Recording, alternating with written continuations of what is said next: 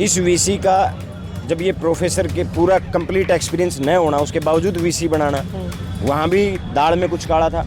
और कमाल जब हो गया जब पूरी की पूरी दाल काली हो गई, जहाँ कार्रवाई होनी चाहिए थी उसके बाद इनके ऊपर इन्होंने न कार्रवाई करते हुए बल्कि इसको 4 साल की एक्सटेंशन दे दी। तो यहाँ पैसे की सांठ-गांठ है।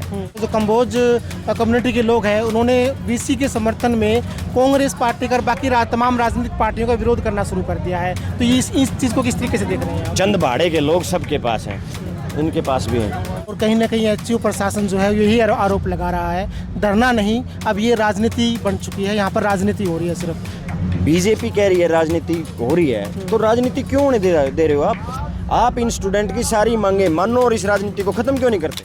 भाई नमस्कार, मैं कमल लोहान और आप देख रहे हैं सिटी बिग न्यूज़। पहले लोकेशन बता दूं आपको, हिसार के एचयू के धरने के ऊपर फिलहाल बैठा हुआ हूं और मेरे साथ में जस्सी पेटवाड़ जी हैं, नानौन से विधायक हैं, आज भूख हड़ताल पर यहाँ बैठे हैं। विधायक साहब नमस्कार। राम राम जी। धरना चल रहा है, आज 9वां दिन है, क्या कहोगे इसके बारे में? दुर्भाग्यपूर्ण है, जिस छात्रों को क्लास में होना चाहिए था उनको आज सड़क पे बैठने को मजबूर होना पड़ रहा है। दुर्भाग्यपूर्ण है, जिन गुरुओं को हम सम्मान की नज़रों से देखते थे उनके कर्मों की वजह से आज छात्रों के गुस्से का शिकार होना पड़ रहा है, विरोध का शिकार होना पड़ रहा है। क्योंकि यूनिवर्सिटी प्रशासन ने ज्यादती की है, प्रोफेसर्स ने लाठीचार्ज किया है, गुरु गुंडे बन चुके हैं, रक्षक भक्षक बन चुके हैं। तो इस मुद्दे के ऊपर जहां सरकार सोई है, मुझे तो बड़ा अचंभा है कि एक इतना बड़ा मूवमेंट छात्रों का चला हुआ है, 9 दिन से चला हुआ है, और इस बीच मुख्यमंत्री एक बार हिसार आ चुके हैं और उनके कानों तक ये बात कोई पहुंचाने वाला नहीं है। इस सरकार में एक ऐसी सरकार है जिसमें कोई ये बात पहुंचाने वाला नहीं है। एक ऐसा आंदोलन जो उत्तर भारत का सबसे बड़ा छात्र आंदोलन बन चुका है और उसमें ये लोग फिर भी सरकार संज्ञान नहीं ले रही, ये दुर्भाग्यपूर्ण है। तमाम बड़े नेता, चाहे कांग्रेस की बात करें, इनेलो की बात करें, जेजेपी की बात करें, तमाम बड़े नेता यहाँ पर पहुँच चुके हैं, बट अभी तक जो है सरकार के कानों पे जू नहीं रेंगी है। क्या बड़ी वजह मानते हैं कि एक वीसी को लेकर एक्शन लेने में नाकाम है ये सरकार? मैं तो शुरू से कह रहा हूँ, इस वीसी का जब ये प्रोफेसर के पूरा कंप्लीट एक्सपीरियंस न होना, उसके बावजूद वीसी बनाना, वहाँ भी दाल में कुछ काला था। और कमाल जब हो गया जब पूरी की पूरी दाल काली हो गई, 5 विधायकों ने विधानसभा में मुख्यमंत्री और वीसी के स्पीकर के सामने बड़ी बेबाकी से इस वीसी की कारगुजारियों को बताने का काम किया था। जहां कार्रवाई होनी चाहिए थी उसके बाद इनके ऊपर इन्होंने न कार्रवाई करते हुए बल्कि इसको 4 साल की एक्सटेंशन दे दी। तो यहाँ पैसे की सांठ-गांठ है।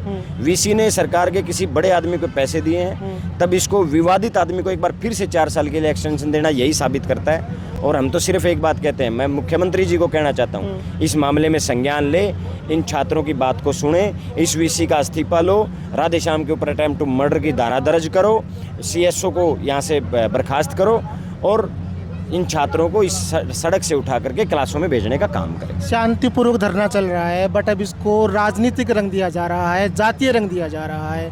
कल एचयू के जो स्टूडेंट हैं उन्होंने हाथ में बैनर ले रखे थे, उस पर लिखा हुआ था कि हमारी जाति एचयू, बट ये कहीं ना कहीं एक जो इसको जातीय रंग देने की जो सोच बनी हुई है, उसको लेकर क्या कहना चाहेंगे आप? बिल्कुल, छात्र की कोई जाति थोड़ी होती है, छात्र की तो जाति छात्र, उसकी तो खुद की जाति छात्र है। और बिल्कुल सही कहा है, यूनिवर्सिटी के छात्र एक ही बात कह रहे हैं, भैया एचयू हमारा धर्म है, एचयू हमारी जाति है। इस एचयू को बचाने के लिए तो सभी लगे हुए हैं, एक राक्षस के चुंगल से इस एचयू को तो छुड़ाना है।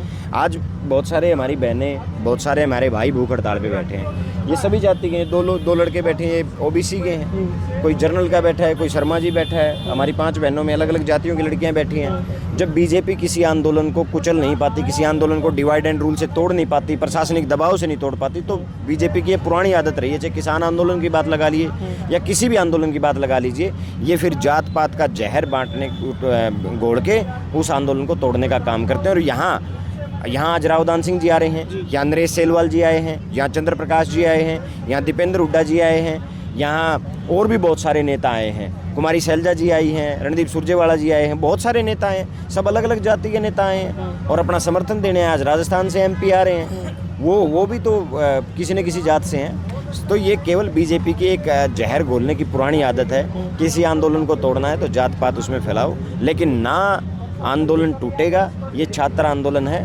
इनकी जात छात्र है और छात्र आंदोलन विपक्ष का धर्म बनता है समर्थन देने। हम इनको, ये आंदोलन हमारा नहीं है, ये छात्रों का आंदोलन है। हम इनको समर्थन देने हैं, इनका हौसला बढ़ाने हैं कि सरकार आपके खिलाफ ज्यादती नहीं कर सकती, आप अपनी लड़ाई लड़िए, हम आपकी बात को सरकार तक पहुंचाने का काम करेंगे और आपकी लड़ाई में आपके सहयोगी हैं।